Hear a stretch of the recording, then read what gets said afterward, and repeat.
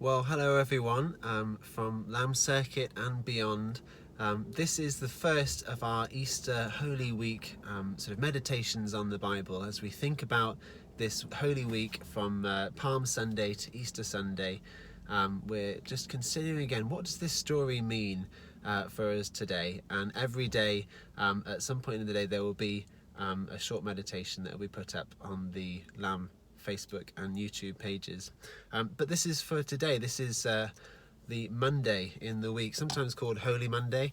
And we're looking today at the story of Mary anointing Jesus or pouring perfume onto Jesus. And it's recorded in a few of the Gospels, but I'm going to look particularly at John chapter 12. So I'm going to read the story and then share a few thoughts. And then I'm going to read the story again in another translation, just so we can hear it differently. And then we'll close with a blessing. So I hope that this is useful to you. I hope these thoughts provoke and inspire you during this week. And so I just pray, Lord, would you speak to us now through your word. So this is John chapter 12, and it's entitled Mary Anoints Jesus at Bethany. So it says from the beginning of the chapter, 6 days before the Passover, Jesus therefore came to Bethany, where Lazarus was, whom Jesus had raised from the dead. So they gave a dinner for him there. Martha served, and Lazarus was one of those reclining with him at the table.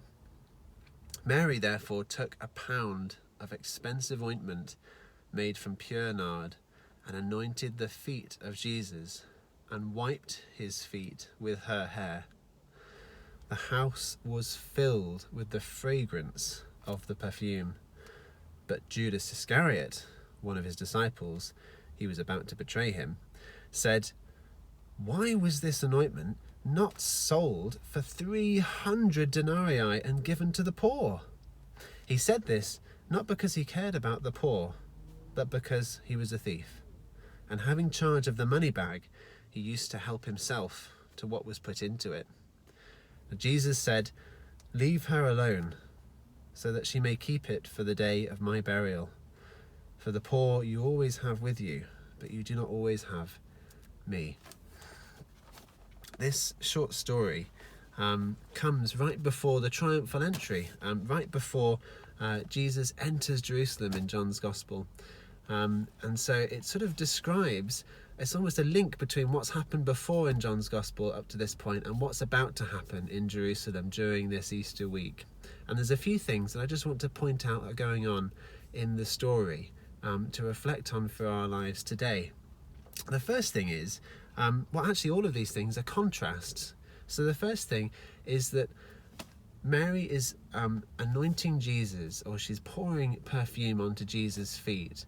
And that the whole room, we read, was filled with this fragrance and this smell. And you can imagine going into a perfume store and someone crashing into one of the shelves and bottles falling off. The whole store would very quickly be thick with the fragrance of those perfumes. And that's the kind of act that Mary's done here. She has poured an extravagant amount of perfume onto Jesus' feet.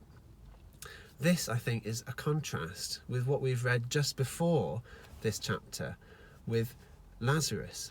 Jesus goes to visit Lazarus after delaying him and waiting, and he dies before they get there. And the story we pick up is that Jesus raises Lazarus from the dead, and he comes again out of the tomb. And now they're having this meal almost to celebrate in honor of Jesus and this miraculous thing that he's done. But the thing that I think stands out to me is in that story, it's the stench of the tomb which they're worried about. The sisters Martha and Mary are worried about the body smelling, and we don't want to open that up again because it's the stench of death. And somehow, in this story, Mary pouring out the perfume onto Jesus fills the room with fragrance, but there's a sort of an idea linked through it that it's the sort of fragrance of death as well as of perfume and of life. There's a mixture of images going on here at the same time. And that's very poignant because Jesus is in Jerusalem. He's entering Jerusalem this week, heading towards the cross, heading towards his death. And the narrative, the story is building up to this point, and it's almost as if Mary, in anointing Jesus' feet, in pouring this perfume out, almost mirroring what they would do to someone who had died to a body when they would anoint it with perfumes, partly to cover the smell. She's almost anticipating what Jesus is going to do. It's almost as if she recognizes, this is who Jesus is. I've seen you raise my brother Lazarus from the dead. I know who you are, and I'm going to worship you and pour out this perfume, recognizing that I know you're going to die. Now, does she know that he's going to die? I don't think she knows explicitly, but there's something in what she's doing here which certainly captures the essence of what is happening in Jesus' life as we move towards the cross. So that's the first thing that I noticed. The second thing is the amount and the cost of the perfume. Now, I have with me here a bottle of perfume here. Now, this is one that's, I think men call it cologne because we don't like to say it's perfume, but it is perfume. And you can see I've only used a very small amount of it. I've had this for probably, I'm coming on to 10 years now. So you can see that I don't use it very often. But this is a gift from Hannah, my wife, a long time ago now, and I do use it on, when we go to a wedding or something like that, and it's quite nice to wear then. But I don't use it, and it's become, because I haven't used it and I've kept it for so long, it's become quite precious to me. And I now recognise that it's going to be harder and harder to try and buy some more if I ever ran out of it. So in a way I'm keeping it back for someday, I don't know when. But it's become precious. Now, the perfume that I've got, this thing, costs a bit more than I'd want to spend on everyday items, but it's not extravagantly expensive. The perfume which Mary poured onto Jesus' feet, this cost as much as a year's wages. It was, if you account for all the holiday days and days you wouldn't be working, it would be a whole year's worth of work only to spend on this one thing. So you couldn't even sort of live off that and then buy this as well. It was a whole year's worth of wages, so it was an astronomical amount of money. This, for Mary and for Martha and family, would have been a significant heirloom, perhaps something significant amongst their possessions that Mary then brings to Jesus, and she brings to his feet and pours out onto his feet. What does that say to us? It says to us that Mary recognized who Jesus is, recognized that he was worth pouring her finest perfume onto, recognized that this one symbolic gesture, which perhaps would have been meaningful for that moment, but not something that you would carry with you for days and days, although he probably would have stunk for days and days of the perfume. That one symbolic gesture was worth it because Mary was worshipping Jesus at that time. And it ties together worship with how we live and the actions we take and what we do. And so I'm challenged then to think of what are the feet which I'm pouring my perfumes that I have, my precious things onto. What are the places and the people in which I am giving extravagantly of the things that I have been given, of the precious things, the things that are very close to me. Where am I offering these things up? And it's not an emphasis on sacrifice. It's not, oh, what a sacrificial giver Mary was. It's, oh, what an extravagant worshipper she is. That's the emphasis. It's she's recognizing who Jesus is, and she's expressing her love and her worship to him through her extravagant pouring out of this perfume. And so the third sort of contrast that I want to highlight is the extravagant worship of Mary as opposed to the questioning and the challenging of Judas. Judas's first response when he sees such a waste of all this money is, why would you do that? We could have sold it and given it to the poor. Now it tells us in the story that he wasn't actually concerned about the poor. He wasn't concerned about those for whom the money could make a great deal of difference. He wanted it for himself. And so I think there's a challenge in that when we pour out our finest perfumes, when we offer up our worship, in whatever form that takes, whether that is in a Sunday service and it's our singing, or perhaps it's in the family home and we're washing and cleaning and keeping things going and looking after members of our family. Perhaps we're carers. Perhaps it's in our work as we worship through the way we carry our tasks out and we do them to the best of our ability. In whatever way we seek to honour Jesus and pour out our gifts. Those moments, those times when we do that, are going to be a challenge to other people. Those times where we are publicly displaying our extravagant worship and love for Jesus are also points of challenge where we will come into conflict with those who do not see Jesus the same way, who do not understand why would Mary do that? Why would she not keep it for herself? And that in some ways then overspills into our witness in the world. We become a beacon looking out to others, showing others not how good we are in our giving and look at what I'm doing, but look at how worthy Jesus is. Look at how incredible he is, that he is worthy of me pouring out even my finest perfumes. And in that way, our worship also becomes witness. It becomes evangelism.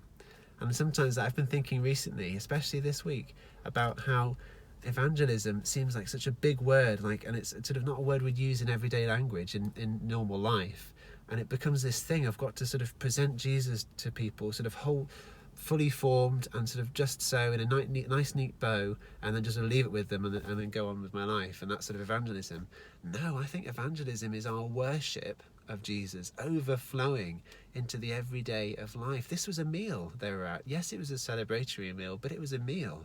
And it was in the context of something as everyday and mundane as a meal that this worship poured out into a witness to others about who Jesus is, and also a very strong challenge to Judas about who do you think Jesus is? What are you doing here? What's your role in all of this?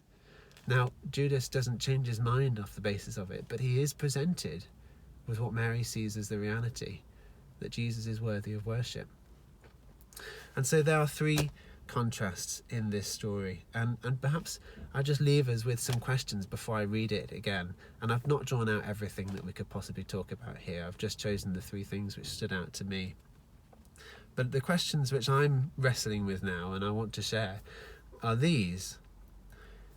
How is my giving worship? How is the ways in which I give of myself, perhaps of my money, perhaps of my time and talents and energy, of the things I have been given, how is my giving worship of God, specifically worship to Jesus? Now that might be in the context of what I give to the local church. It might be in the context of the time I give to be with people, to volunteer, to be there for people, alongside them, maybe over the phone at the moment or through a window. Maybe going for a walk together. Maybe it's baking something or sending a card or something. But what am I doing with the gifts and the talents I've been given? And how is that worship? Worship's not only the thing we do on Sunday, though it definitely is that. It is something we do with our entire lives. And people see how we live, and they look and they see what we value the most. Would people be able to look at my life, the way I live, the things I give extravagantly to, and think, well, I don't necessarily know this Jesus, but certainly this person thinks a lot of him. Certainly this person thinks he's worthy of worship, of extravagant worship. The second question I have is, this action which Mary took was symbolic. It was symbolic of the death which Jesus was heading towards. It was symbolic of the humility which Mary embodies in washing his feet, a very undesirable, not the kind of thing that you would first stand in line to do.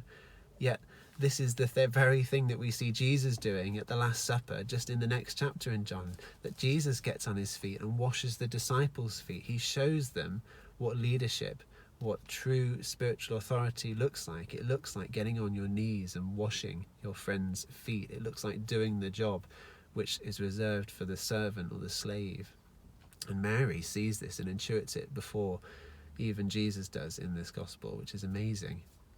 And so I'm provoked then to think, well, what are the symbolic gestures of extravagant worship which I participate in? What are the things which I do which are a public, a very visible, seen way of me expressing my worship to Jesus? And again, it's not because I want people to see me expressing my worship to Jesus. It's because I want people to see Jesus and see his worth and his value and his worthiness to be honoured by my extravagant worship. In what ways do I actually do that? And perhaps this question is difficult because I don't often think about how I do that. I don't purposefully plan out what am I going to do to worship Jesus today in a way that is meaningful and purposeful. Mary planned this out. I don't think she just happened to see it on the side and just threw it on his feet. I think she was considering this, and given the amount of money that it cost, I think she must have been weighing this up in her heart for a while, and she chose the right moment and waited until it was a meal to serve to honour Jesus, and she came and gently poured the perfume over his feet and wiped it with her hair. This wasn't just something she did on a whim. She planned this. I think our extravagant worship of Jesus can be planned, can be something we meditate over and consider and think about how we're going to do, and then carefully and reverently carry it out. And again, don't be fooled. I'm not talking only about Sunday worship and our corporate gatherings together, though I am including that. I'm talking about our everyday lives together. I'm talking about our life in the home, about our lives in our local community, on the street that we live, perhaps the neighbouring farms around us. I'm talking about our workplaces, these kind of places. And that's where connecting the story in our lives takes a bit of extra work. And it's the kind of work that we probably need to do individually to think about what that looks like, but also with others around us to inspire and encourage and help us along the way. And so finally, my final question is, what is our perfume? What is our something exceedingly valuable? Perhaps it's an heirloom. Perhaps it's something we've accumulated over a long period of time and worked hard for. Perhaps it's something that we have worked at, a skill or a gift or a talent that we have spent many years honing and becoming really good at. What are the things which we have in our hands to offer as worship to Jesus? And where are the feet that we are to pour them on? I want to finish by reading the story again and let some of the things which we've opened up speak to us, and I pray that God's Spirit would open these things up to us and enlighten us and inspire us in our worship of him this week. And so reading again, John chapter 12. 6 days before Passover, Jesus entered Bethany, where Lazarus, so recently raised from the dead, was living. Lazarus and his sisters invited Jesus to dinner at their home. Martha served. Lazarus was one of those sitting at the table with them. Mary came in with a jar of very expensive aromatic oils, anointed and massaged Jesus' feet, and then wiped them with her hair. The fragrance of the oils filled the house. Judas Iscariot, one of the disciples, even then getting ready to betray him, said, "Why wasn't this oil sold and the money given to the poor? It would have been easily enough to buy 300 silver pieces." He said this not because he cared 2 cents about the poor, but because he was a thief. He was in charge of their common funds, but also embezzled them. Jesus said, "Let her alone. She's anticipating and honouring the day of my burial. You always have the poor with you. You don't always have me." Word got out among the Jews that he was back in town.